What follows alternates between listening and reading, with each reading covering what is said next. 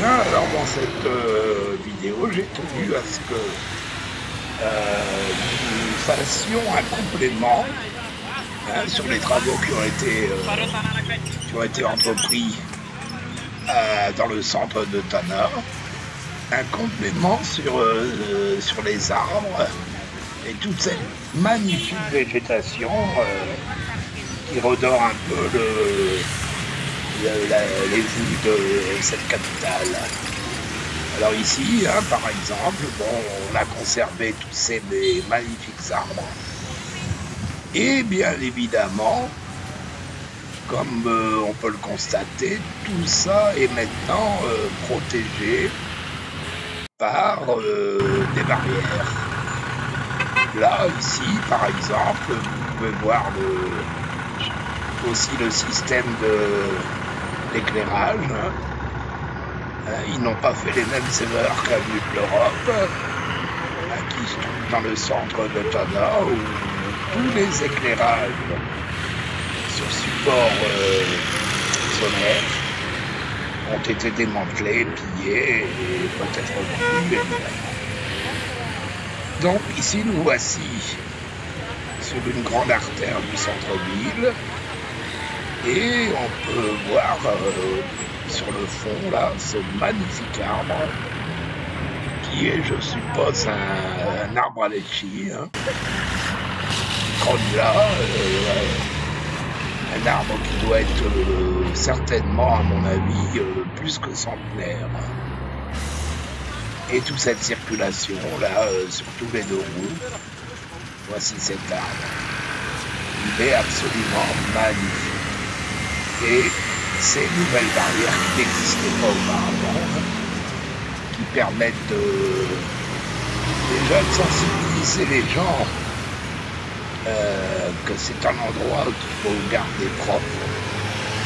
Je ne dis pas auparavant, c'était plutôt lamentable, l'environnement.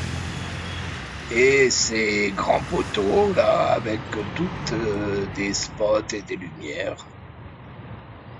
Et là, nous voici au lac d'Anoussi, qui également était infesté de jonquilles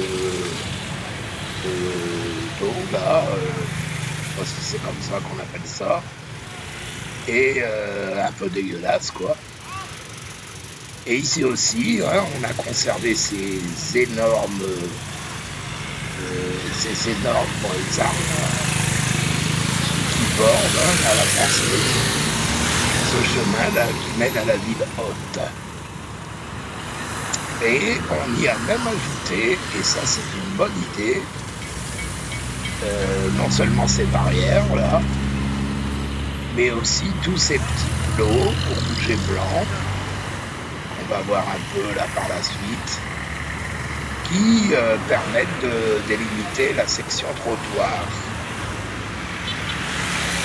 Ainsi aussi également, on a peint l'embase des arbres en blanc.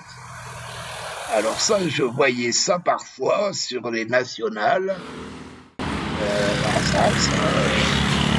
Et ils ont fait à peu près la même chose, certainement pour éviter pour avoir de la visibilité, car cette section, le soir, n'est pas éclairée. Et je suppose que c'est réfléchissant. Et ça permet d'annoncer le passage près du lac. Alors on peut admirer ici tout au fond de cette ville les collines qui constituent le centre de Tana, avec évidemment, on va le voir un peu plus loin, le fameux palais de la Reine, tout en haut d'une de ces collines.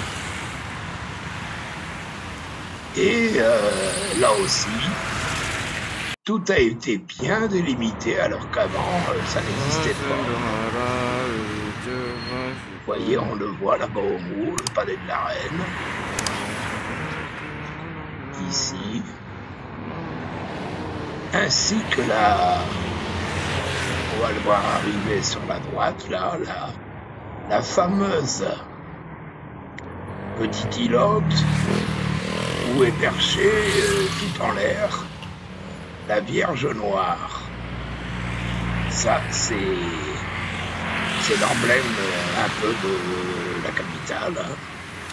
Voilà, cette Vierge Noire qui est tout en haut, là. Magnifique, ce lac. Ah, il a été bien nettoyé. Pour terminer par vers la droite, vous allez apercevoir l'immeuble de ce qu'on appelle l'hôtel Carlton.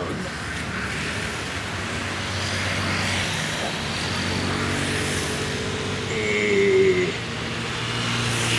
ici également, ils ont prévu des barrières pour éviter que les gens viennent balancer toutes sortes de choses.